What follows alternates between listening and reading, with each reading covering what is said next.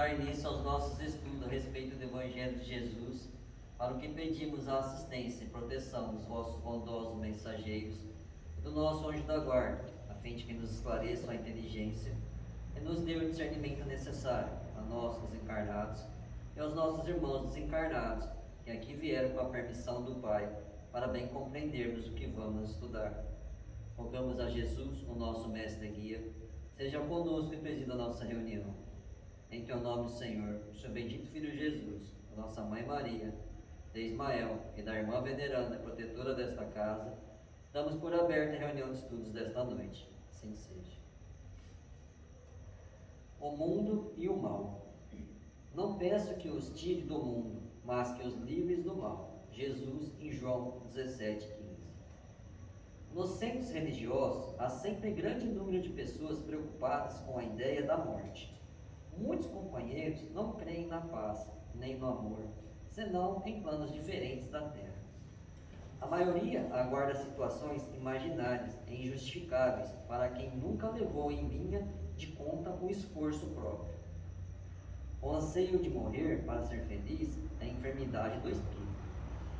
Orando ao Pai pelos discípulos, Jesus rogou para que não fossem retirados do mundo, e sim libertos do mal.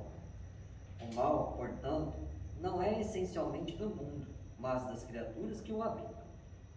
A terra, em si, sempre foi boa.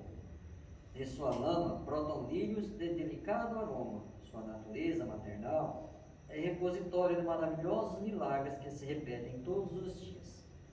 De nada vale partirmos do planeta quando nossos males não forem exterminados convenientemente.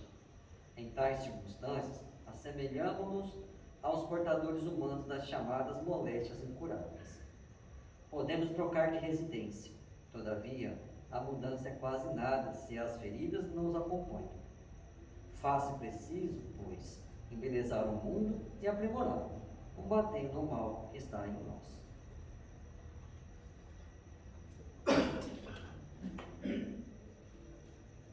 Pai nosso que estais no céu, santificado seja o vosso nome, Senhor.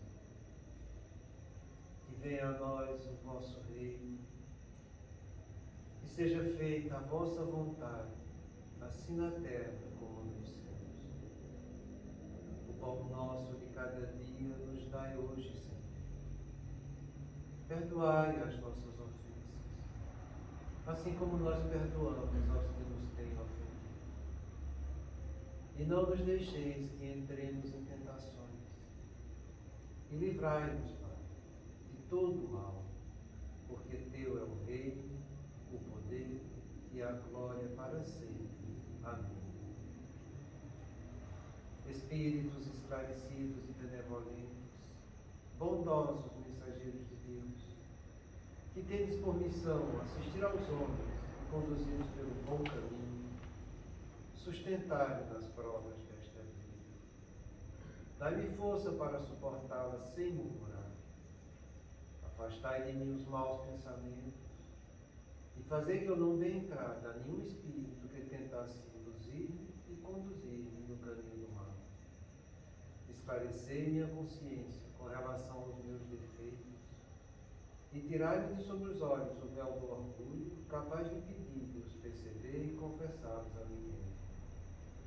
A ti, sobretudo, bondoso anjo da guarda, que mais particularmente velais por mim, e a todos vós, espíritos protetores que por mim vos interessais, fazei que me torne digno da vossa proteção. Conheceis as minhas necessidades, que elas sejam atendidas segundo a vontade de Deus. Que a paz que irradia do coração de Jesus e que abrange toda a terra, possa ser assimilada por todos os corações aqui presentes, tanto encarnados quanto os desencarnados, para que de posse dessa paz possamos compreender as leis que regem o mundo espiritual e ter a sabedoria de praticá-las em nossa vida diária. E em seu nome, Mestre amado, e da equipe espiritual que nos assiste, solicitamos que fluidifique a água aqui exposta em nosso benefício, Senhor.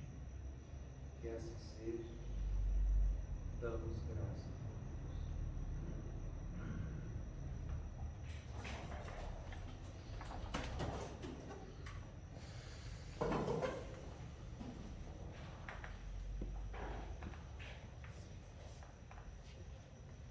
Boa noite. A gente está estudando os motivos que levaram à queda do Evaldo. E estudando esses motivos, não para a gente analisar só o fato do Evaldo, mas para que a gente não caia no mesmo mecanismo que ele caiu. A gente precisa enxergar o mal e entender o mal, para que, compreendendo, a gente não caia no caminho do mal. É para isso que serve você enxergar o mal. A gente precisa avaliar as coisas. Avaliar é tomar uma conduta, medida de valor da atitude dos outros. Para que, sabendo essa medida de valor, eu possa, com os olhos da alma, escolher aquilo que é bom e que não é bom, que eu devo e que eu não devo seguir. Jamais fazer comparação, mas sempre fazer avaliação.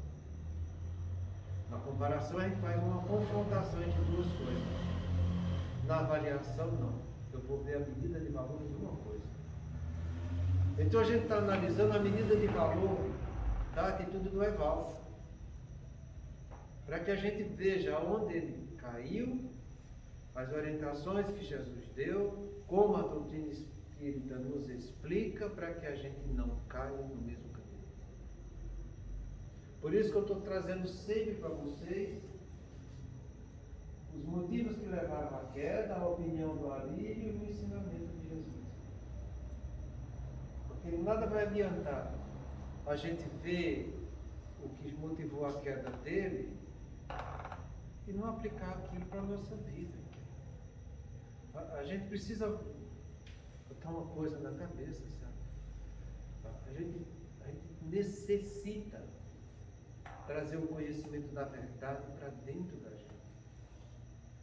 Tudo que você for ler, estudar, ver, participar, entenda que aquilo que você está fazendo deve servir de algo útil para você.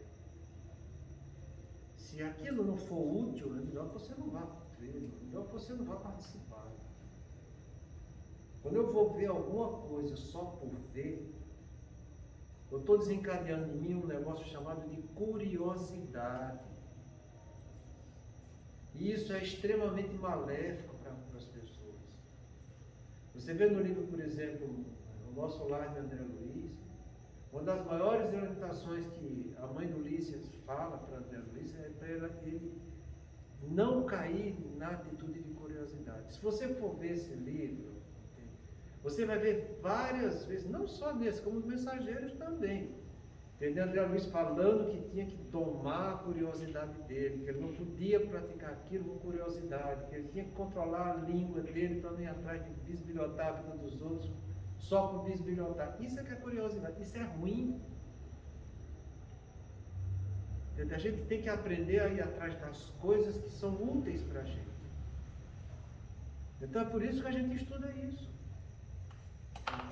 Então, a gente viu a semana passada esse tópico 7, em que ele diz o seguinte: refugiou-se em pertinaz depressão, que passou a consumir as metas existenciais e a razão de viver, recusando qualquer objetivo que o pudesse arrancar da penosa situação.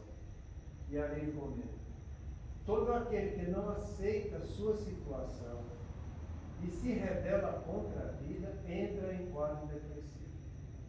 Podemos chegar ao quadro de estupor, como neste caso, que gerou um suicídio mulher.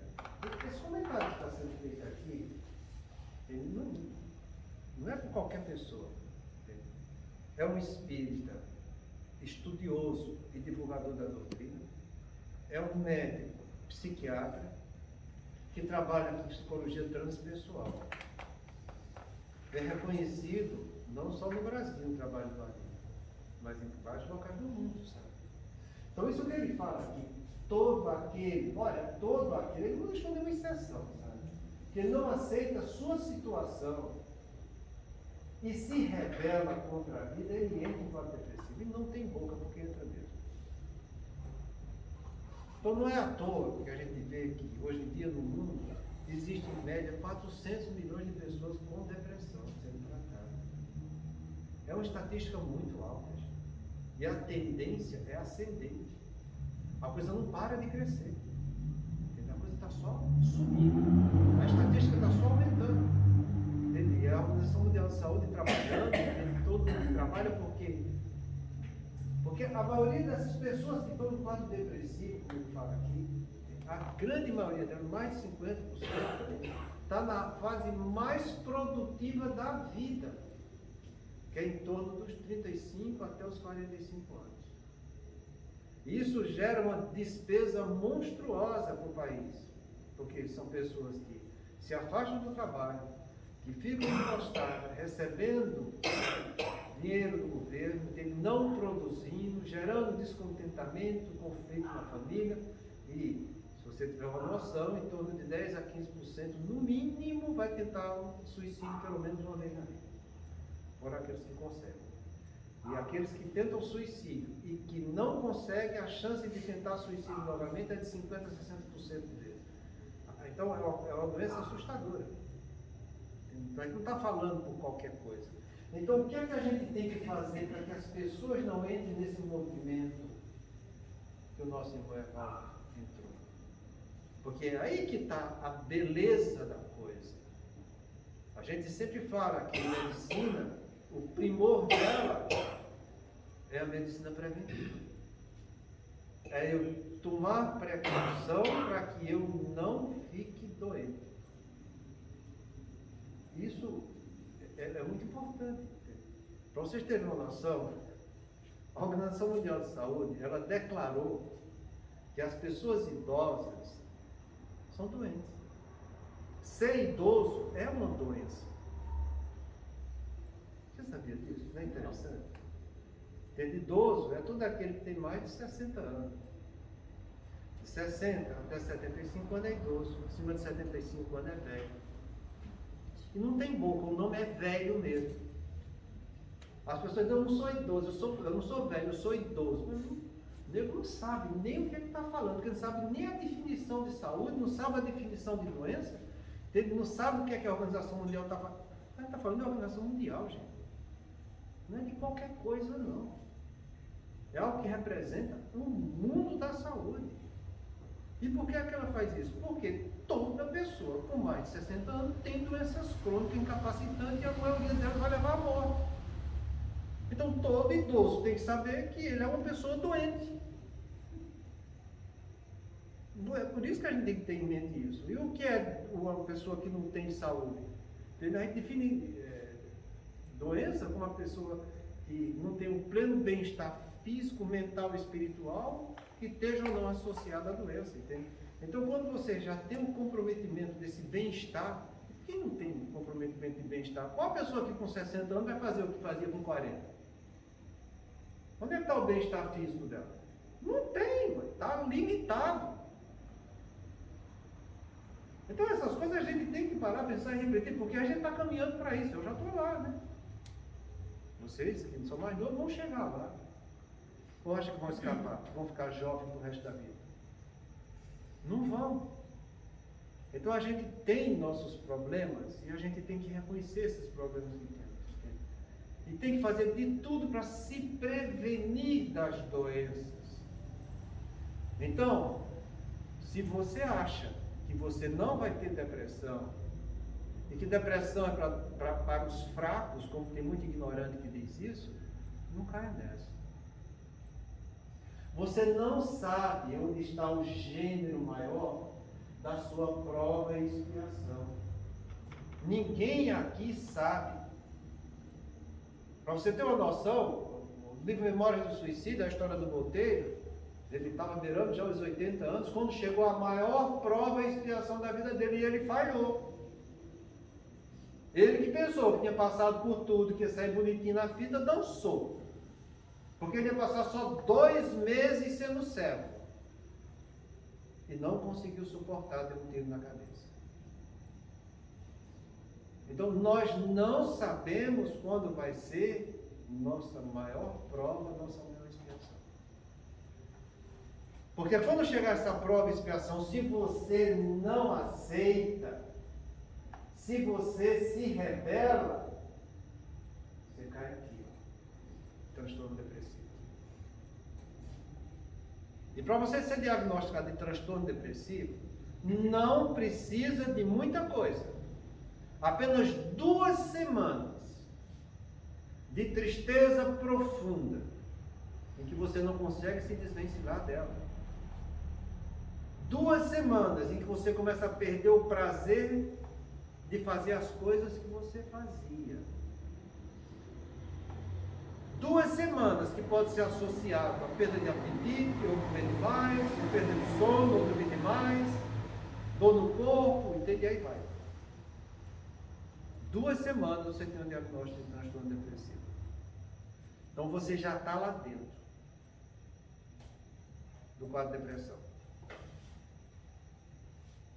Então, o que a gente tem que fazer para não cair nisso que o Evaldo caiu? Porque ele se julgava o bom da coisa. Ele vivia iludido, vivia sendo manipulado em uma obsessão sutil, em que foi minando ele através de quê? De licenças morais. Você pode cometer um errinho hoje, já que você faz tudo certo. E aí você cai na licença moral e vai entrando nela. E depois que está dentro, fica muito complicado sair. Então é melhor que não entre, que você se previna. E é aí que a gente tem que entender essa prevenção. Porque Jesus falou isso para a gente. Eu falei para vocês semana passada que eu trouxe essa tradução da Bíblia NTLH, que é a nova tradução da linguagem de hoje. Eu achei muito interessante essa nova tradução. E você pode fazer uma avaliação dela com as outras, entende? Você vai ver que fica direito. Então, como é que eu trouxe? Fiquei na Bíblia normal. Tem uma letra pequena, não tem lugar para falar a letra maior. Mas está em Mateus 10:39. Ele diz o seguinte: quem procura os seus próprios interesses nunca terá a vida verdadeira. Mas quem esquece de si mesmo, porque é meu seguidor, terá a vida verdadeira. A outra tradução diz: quem achar sua vida, perdê-la. E quem perder sua vida por amor de mim, achará. É a mesma coisa. Eu acho que aqui fica melhor da gente entender, porque tem essa palavra aqui, interesse, sabe? Porque é atrás disso que a grande massa da população do mundo vive. Querer que seja feito o seu interesse.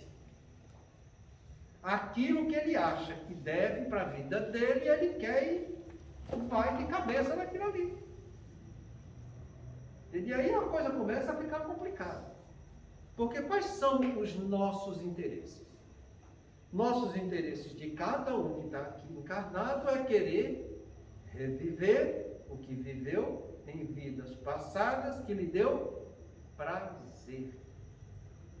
Então, o nosso maior interesse hoje em dia é realizar nossos desejos íntimos. E é aí que está o nosso grande problema. Porque se você vai atrás dos seus interesses, que foi o que aconteceu com o Evaldo. Tudo que ele falhou nessa encarnação foi a mesma coisa que ele falhou nas encarnações anteriores. Na encarnação anterior ele falhou, não foi na doutrina espírita, foi no cristianismo. A gente viu aqui como foi a vida dele. Ele usou e abusou do cristianismo no tempo da Inquisição e foi atrás de quê? De dinheiro e de posses para ele, usando a Inquisição. E o que é que ele fez agora? Usou o poder de advogado que ele tinha, usou o conhecimento da doutrina espírita para ir atrás de quê? Dinheiro e poder para a vida dele. Então, ele realizou o desejo dessa encarnação pelo desejo que ele teve nas encarnações anteriores. Então, todos nós, quando mergulhamos na carne, vamos sentir isso. Você sabe por quê? Porque antes de você mergulhar na carne, você está no mundo espiritual. Você não está sofrendo influência da matéria. Você não tem corpo físico. Você não tem fluido vital animalizado que dá o gosto que um corpo físico sente através dos órgãos e dos sentidos. Então, quando a gente está no mundo espiritual, é tudo muito bonitinho. O nego promete mundos e fundos. Ah, eu vou fazer, eu vou, porque ele se sente como espírito, ele não se sente como alma. Daí a importância que Kardec viu de saber diferenciar espírito de alma e começou a colocar isso logo no segundo tópico do Livro dos Espíritos, na introdução. Para que a gente já analisasse essa questão, entende? Porque espírito é uma coisa, você não está sob a influência da matéria física. Alma não, é quando você está encarnado sofrendo a influência da matéria física. Então a pessoa no mundo espiritual, ela olha para trás, vê as besteiras todas que fez, está entendendo, analisa aquilo, estuda, vai se preparar, porque eu não quero mais fazer aquilo, e vai exercitar isso no mundo espiritual, montando um propósito da sua existência.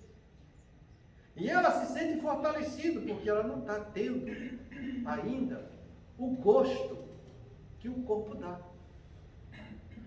Então o que é que acontece? Ela vem e encarna, mergulha no corpo. Quando mergulha no corpo, que sente o fruto da carne, que faz trazer as lembranças da encarnação anterior, que foram prazerosas para ela, o interesse dela se volta para isso, para os prazeres da carne. E ela fica no verdadeiro dilema, porque o espírito sabe do que precisa, mas ele também está sob o efeito daquilo que ele gosta.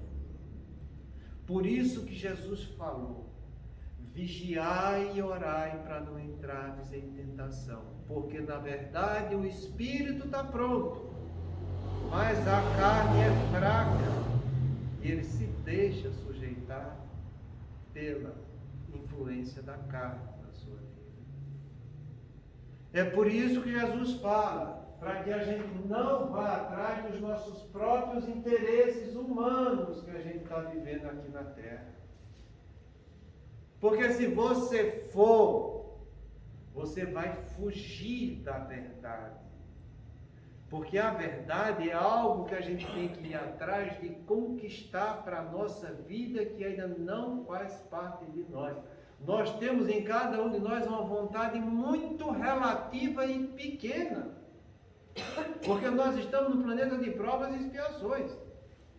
Eu saí do planeta primário, entrei no planeta de provas e expiações, depois eu vou entrar no de regeneração, depois vou entrar no ditoso, depois eu vou entrar no celeste para chegar a adquirir a verdade.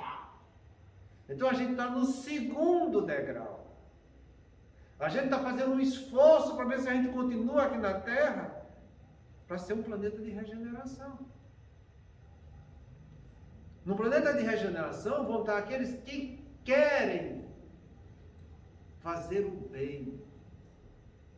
No planeta de provas e expiações, as pessoas ainda querem fazer o mal, porque predomina o mal sobre o bem.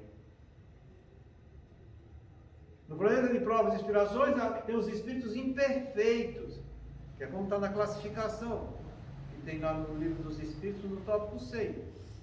Nos espíritos imperfeitos, predomina a matéria sobre o espírito.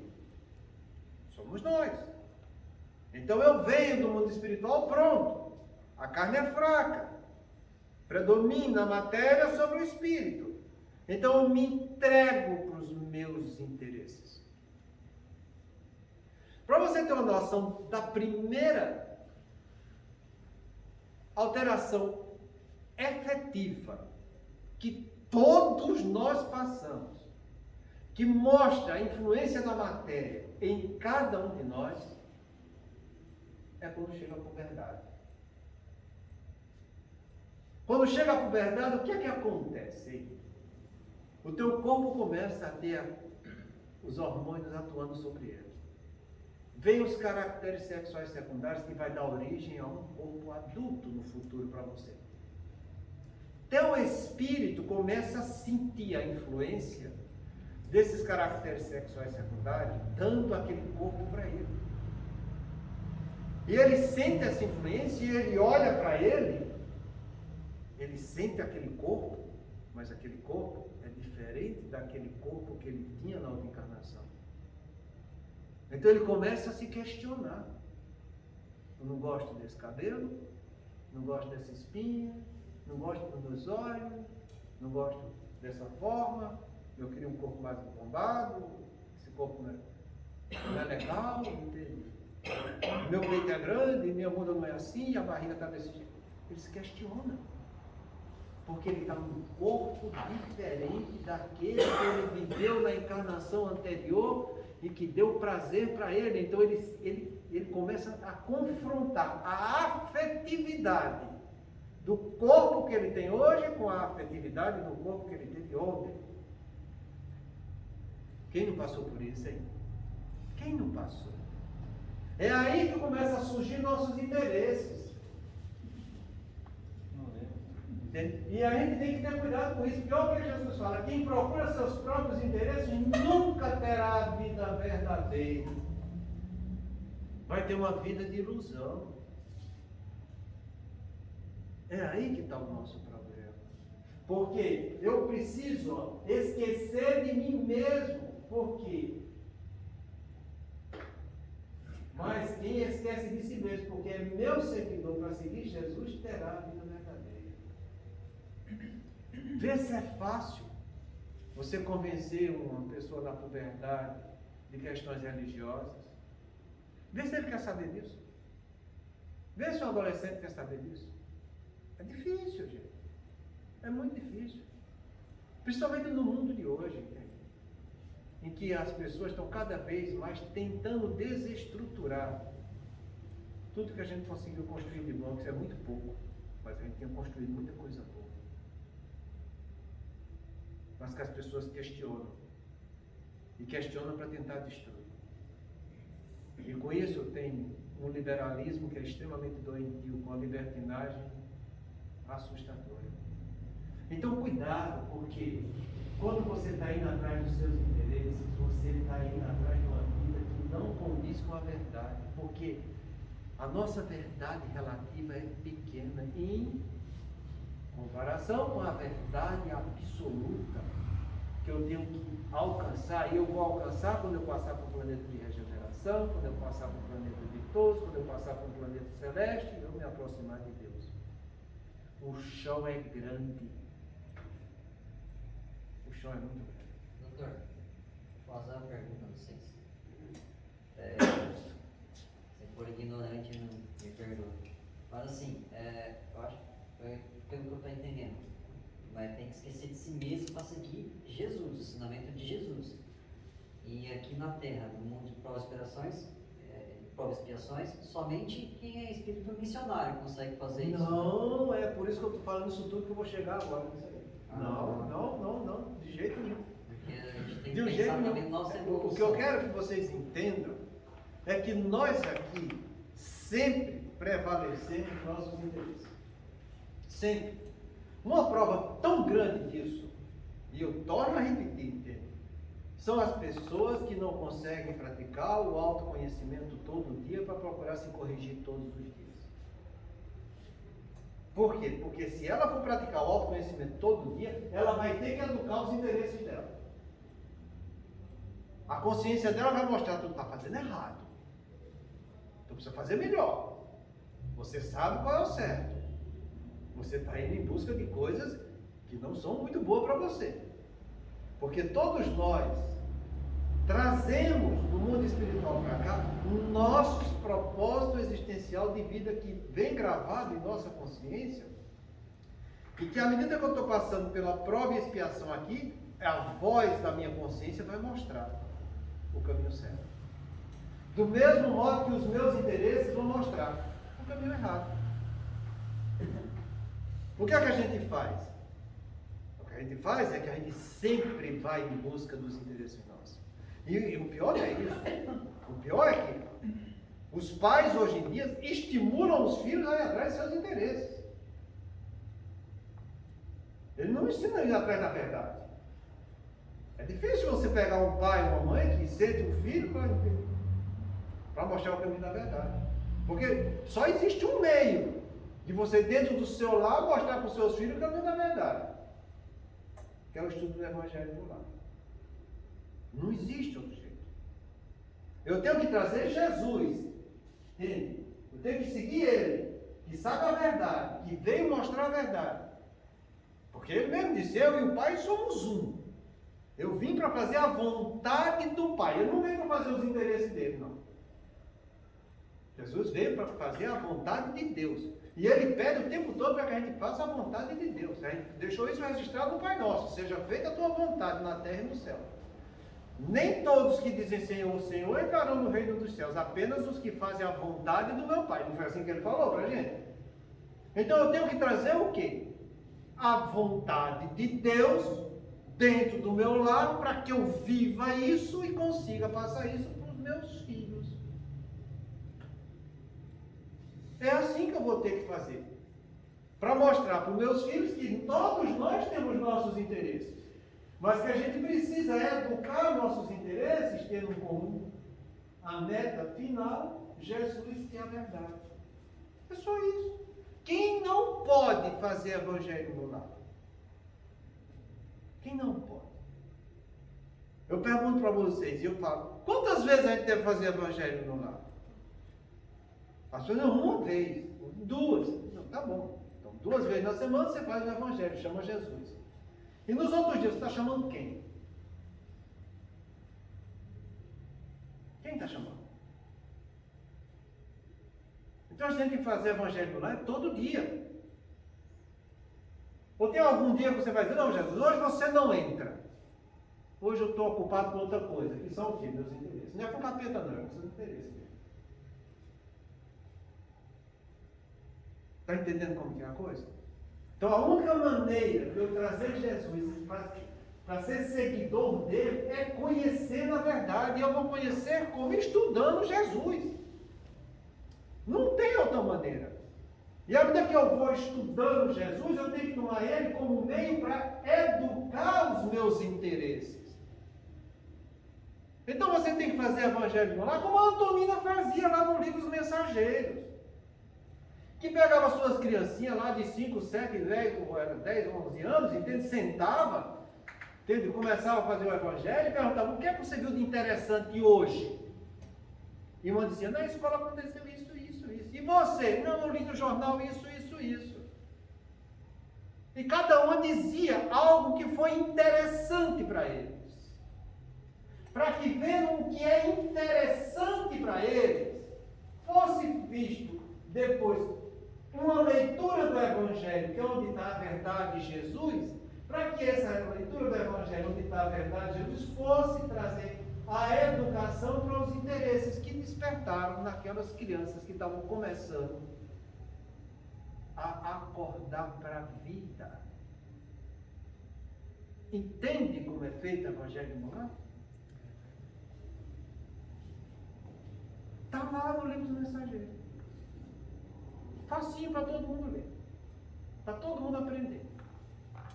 Porque não adianta você ficar trazendo Jesus, a verdade, jogando a verdade na cabeça dos outros.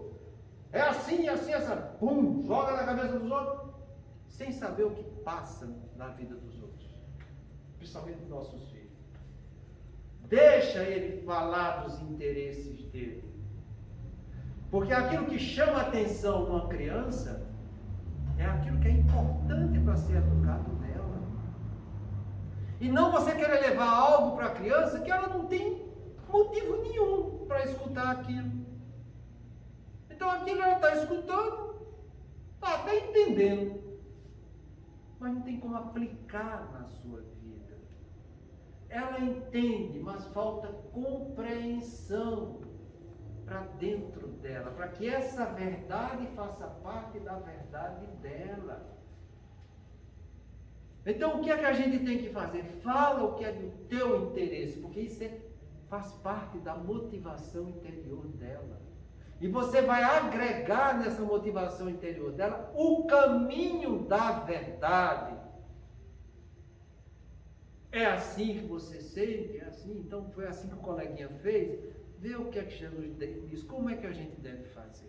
E você vai dialogando, porque aquilo que você vai trazer, que é a verdade, para o interesse dela, vai gerar conflito.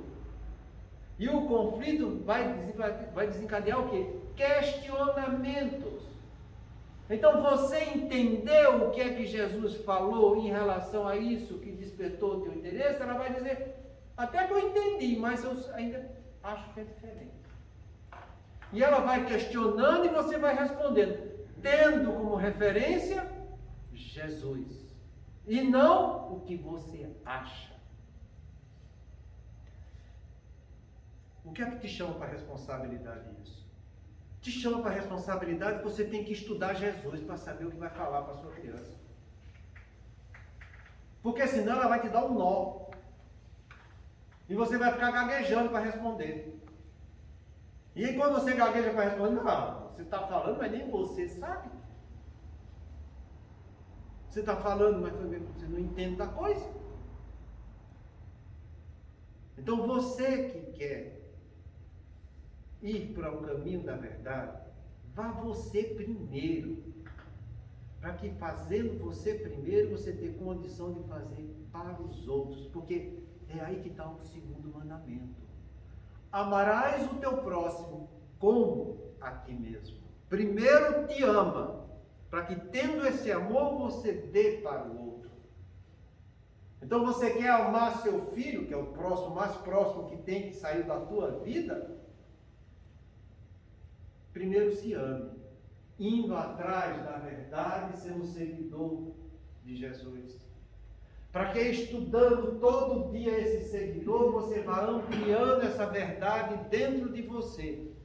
E ampliando ela dentro de você, quando for questionar e orientar seus filhos e as pessoas em sua volta, através do Evangelho no lar, você fale com propriedade e com conhecimento. E com humildade. Porque você não vai dizer o que você acha, nem o que você quer. Você vai dizer a meta que você também está trabalhando para conquistar, que é Jesus, e que você está se esforçando nesse caminho. E que é dever de cada filho de Deus se esforçar nesse caminho. Então você mostra humildade, dizendo que você também está se superando nas dificuldades. E que as crianças que estão sendo educadas nesse sentido, precisam também ter essa humildade de superar essas dificuldades. É por isso que Jesus fala para a gente, quem procura seus próprios interesses nunca terá a vida verdadeira, porque vai ficar na ilusão da carne, onde predomina o mal sobre o bem, a matéria sobre o espírito. Mas quem esquece a si mesmo, porque é meu seguidor, terá a vida verdadeira. Quem acha a sua vida, perdê-la-á. Quem perder sua vida por amor de mim, achá-la. É assim que a gente deve entender. E era assim que nosso amigo Evaldo deveria ter feito. Porque ele foi educado nesse sentido. Os pais eram espíritas, levou ele desde a infância mostrando o caminho certo para ele. Ele frequentou a casa espírita em todos os departamentos, conheceu tudo da doutrina espírita. Ele foi uma pessoa bem formada do ponto de vista social, onde desenvolveu sua capacidade profissional de ser advogado e sendo muito bem remunerado. Ele conseguiu ter a esposa querida que lhe mostrava o caminho da verdade, que ele desprezava. Porque ele gostava do caminho da mentira e ia atrás de relações sexuais fora do casamento. E não respeitava a mulher em nada. É aí que está o nosso problema. Que mesmo ele conhecendo a verdade, ele desprezou. E a gente precisa ter muito cuidado com isso. Porque o servo que não conhecendo a vontade do seu Senhor se equivocar, será açoitado poucas vezes.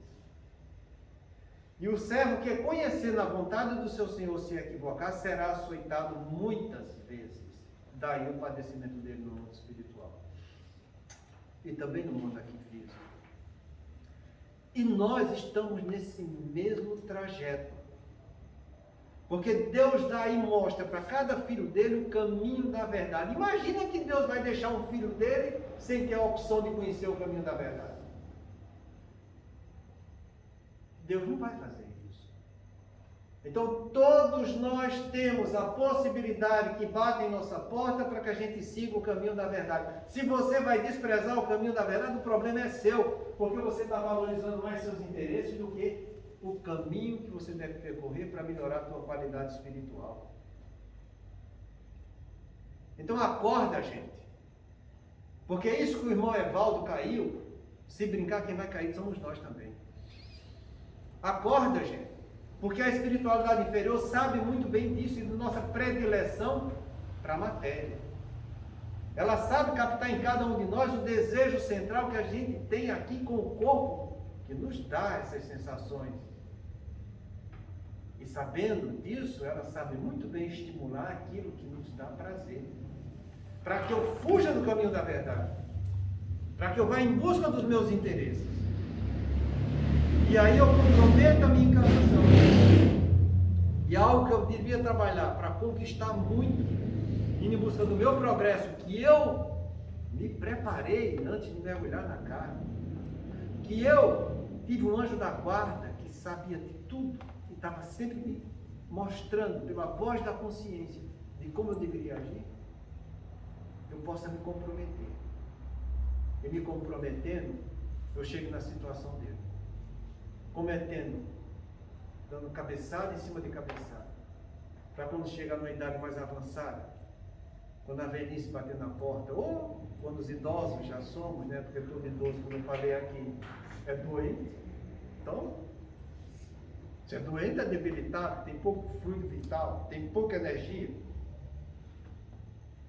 Para depois, quando chegar na fase de idoso ou de velho, eu ficar me lastimando como ele, olhando para trás, com sentimento de culpa, entrando em tristeza profunda, porque não vou encontrar motivo para que eu me perdoe pelas oportunidades que a vida me deu. Eis uma das coisas que a gente mais encontra em reunião mediúnica, com os irmãos que vêm para ser esclarecidos. Eles olhando para trás, vendo as oportunidades que a vida deu, que eles desprezaram, eles entrando em sentimento de culpa.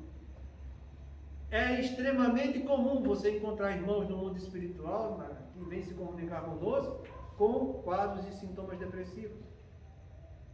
Em que eles ficam entristecidos com ele mesmo, pelas oportunidades perdidas. Em que eles começam a não ter mais ânimo para fazer as coisas corretas, porque eles perdem o estímulo que está neles mesmos para se motivarem, se engajarem para ir em busca do bem. Apresentam seus corpos físicos e espirituais com várias deformidades, sofrendo, olhando para dentro deles mesmos e não acreditando que eles estão daquele jeito.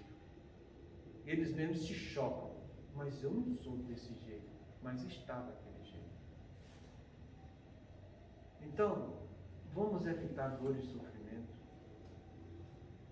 Esse irmão, depois que ele foi tratado, que foi removido desse casulo fluídico que ele fez para ele mesmo, fugindo da verdade, é muito triste e deprimente vendo o Manuel Filomeno descrever as deformidades que tinha no seu corpo espiritual.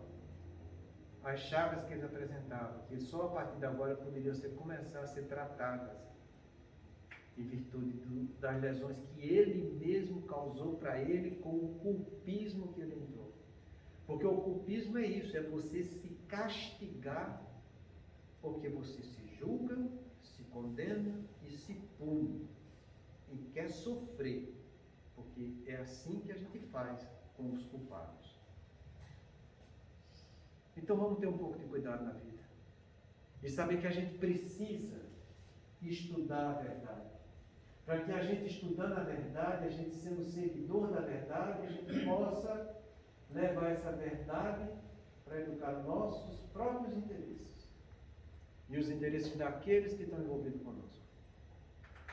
Porque se você não fizer isso, e a pessoa ficar só visando isso aqui no seu egoísmo, porque quando eu vou atrás só dos meus interesses, eu estou sendo extremamente egoísta, eu vou sofrer. Mais cedo ou mais tarde, a decepção, porque a verdade, mais cedo ou mais tarde, vai me visitar. E ela visita através de uma palavra chamada de desilusão.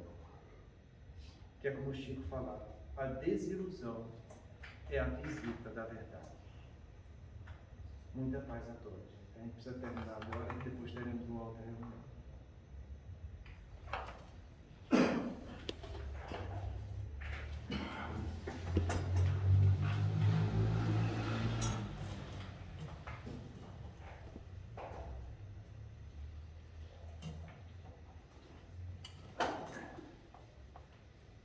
Façamos nossa prece de Cáritas,